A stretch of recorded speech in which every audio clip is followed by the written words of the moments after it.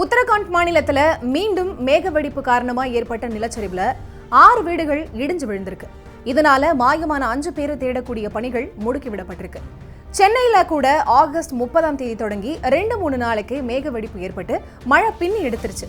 16 centimetre அளவுக்கு மழை பெஞ்சது அப்படின்னு சொல்லியிருந்தாங்க.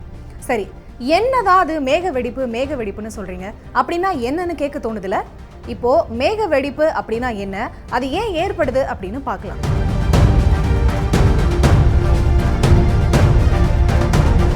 குறைஞ்ச நேரத்துல மேகங்கள் அதிகமா குவிஞ்சு குளிர்ச்சிகால அடர்த்தியான மழை மேகமா மாறுது. அந்த மேகங்கள் திடீர்னு சீறி பொழியிறப்போ 1 மாசத்துக்கு பெய்ய வேண்டிய மழை சில நிமிஷத்தையே கொட்டி தீர்த்துருது. இந்த அதிகப்படியான மழையை தான் மேக வெடிப்புன்னு சொல்றாங்க.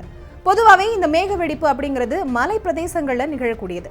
ஒரு எக்ஸாம்பிளுக்கு சொல்றோம் அப்படின்னா, உத்தரகாண்ட், ஹிமாச்சல பிரதேசம் போன்ற மாநிலங்கள்ல வருஷம் மேக வெடிப்பால பெரும் பாதிப்புகள் ஏற்படுது. பட் இப்போ சென்னை, புதுச்சேரி உள்ளிட்ட இடங்கள்லயே மேக வெடிப்பு ஏற்படுறது ஷாக்கிங்கா தான் இருக்கு. மேக வெடிப்பு ஏற்பட்டுச்சுன்னா ரொம்ப குறுகிய டைம்லயே மணிக்கு 100 மில்லிமீட்டருக்கும் அதிகமான மழை கொட்டி தீர்த்துரும். இதன் விளைவா திடீர் வெள்ளம், நிலச்சரிவு, குடியிருப்பு பகுதிகளில் சேதம் போன்ற இயற்கை சீற்றங்களும் உருவாகும்.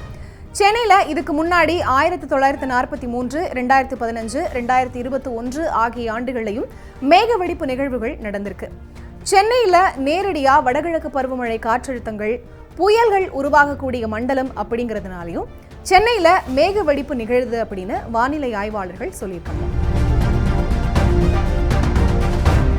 இமயமலை பகுதிகளில் இது நடக்கிறதுக்கான காரணம் என்ன அப்படின்னா, மலைப்பகுதிகள் நேச்சுரலாவே ஒரு அரண் மாதிரி காற்றை தடுத்து நிறுத்தும். மலைக்கு எதிரில் மோதுற ஈரக்காத்து மேலே எழுந்து குளிர்ந்து அடர்த்தியான மழை மேகங்களை உருவாக்குது. ஜூன், ஜூலை மாதங்கள்ல தெற்கிலிருந்து இமயமலை நோக்கி நகரக்கூடிய அந்த காற்று ஹிமாச்சல பிரதேசம், உத்தரகாண்ட் போன்ற மாநிலங்கள்ல மோதுறப்போ அதிகமான மழை பெய்யுது. இமயமலையோட உயரமும் பனிகாலம் மூடப்பட்ட நிலையும் மேக வெடிப்பு உருவாக காரணமா இருக்கு. 6-8 கிலோமீட்டர் உயரத்துல பனிப்பாறைகள் குளிர்ந்த காற்றோட கலந்து மேகங்கள் உடனடியா குவிஞ்சு வெடிச்சிடுது. இமயமலை கங்கை, சிந்து, பிரம்மபுத்திரா போன்ற நதிகளுக்கு முக்கிய நீர் ஆதாரமாக இருக்கிறதுனால ரொம்ப வேகமாவே பெருவெள்ளம் உருவாகிடுது. இமயமலை, கங்கை, சிந்து, பிரம்மபுத்திரா போன்ற நதிகளுக்கு முக்கிய நீர் ஆதாரமா இருக்கிறதுனால மேக வெடிப்பு நிகழ்ந்ததும் ரொம்ப சீக்கிரமாவே பெருவெள்ளம் உருவாகிடுது. மேக வெடிப்புகள் அதிகமாக ஏற்படக்கூடிய பகுதிகள்னு பார்த்தோம்னா இமயமலை மற்றும் அதுக்கு கீழே அடிவார பகுதிகளான ஜம்மு காஷ்மீர், ஹிமாச்சல பிரதேசம், உத்தரகாண்ட், சிக்கிம் மற்றும் வடகிழக்கு மாநிலங்கள் போன்றவைதான்.